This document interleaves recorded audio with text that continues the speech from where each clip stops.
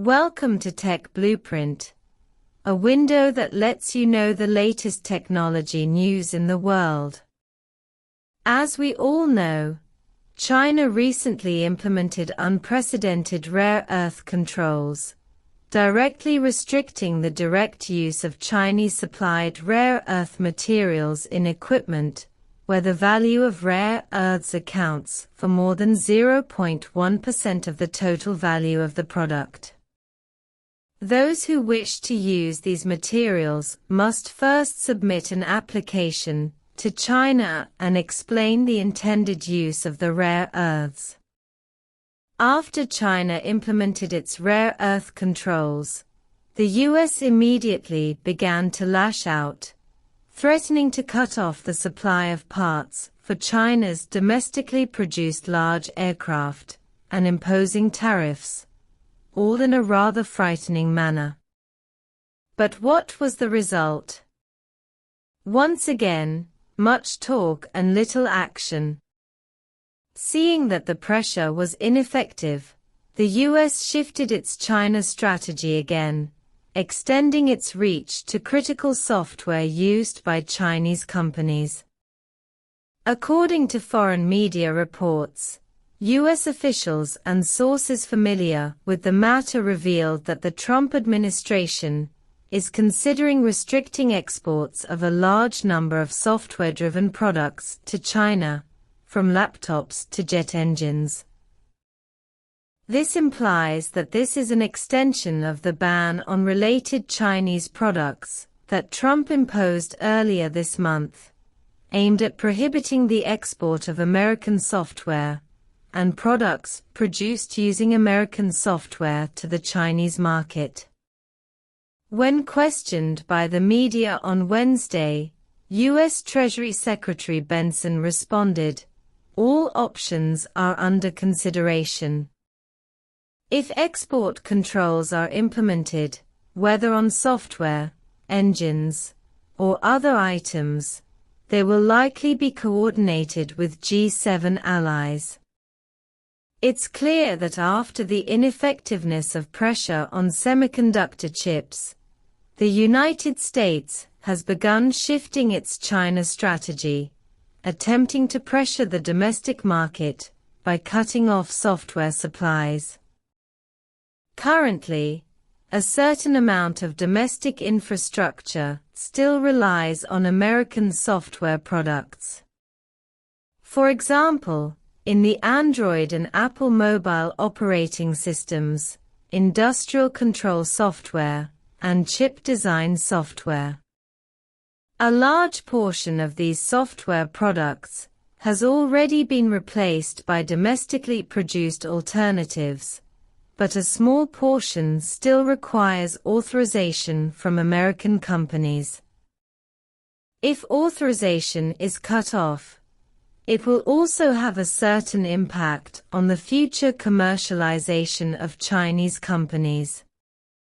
Furthermore, according to foreign media citing sources familiar with the matter, the scope of this control measure will be very wide, covering almost everything imaginable that is made with American software. Clearly, this will be version 2.0 of the US control strategy toward China, a comprehensive supply cut from hardware to software.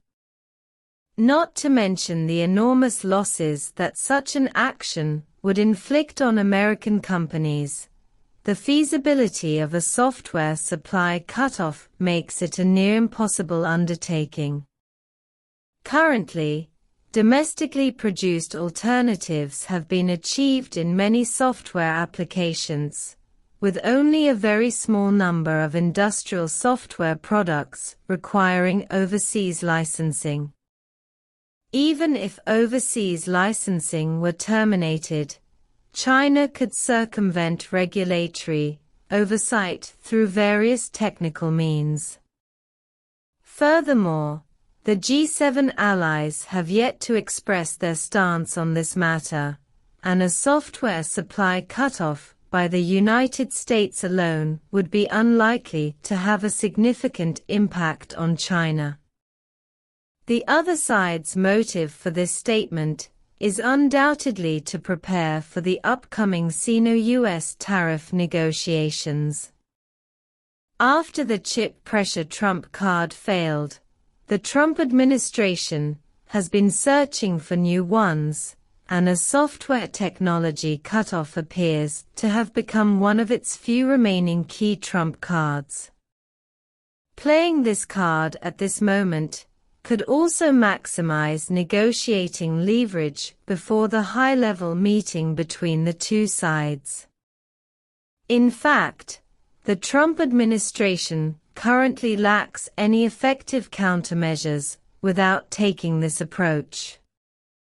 Rare earth supplies are being choked, and China has already completed domestic substitution for most chip products. As for the supply cuts for semiconductor equipment like lithography machines, these have long been exploited by the other side.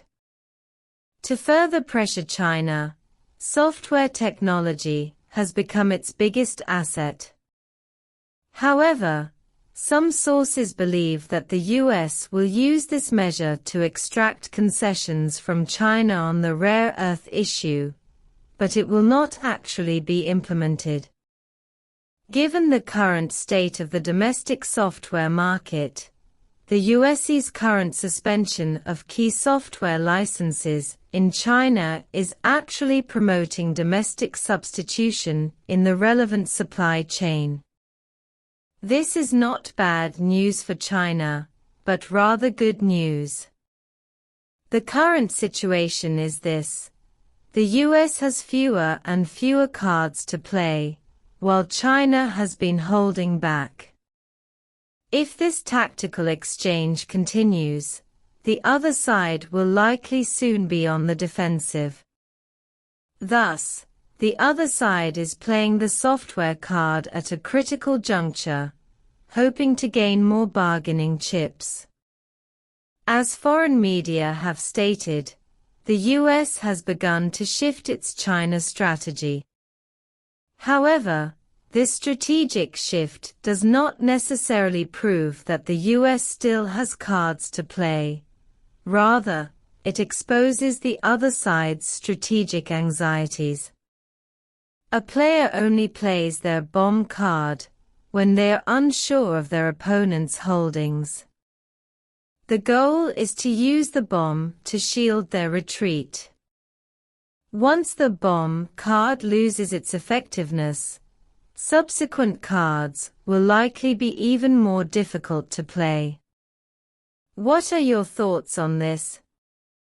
It's very useful. Leave a comment and discuss.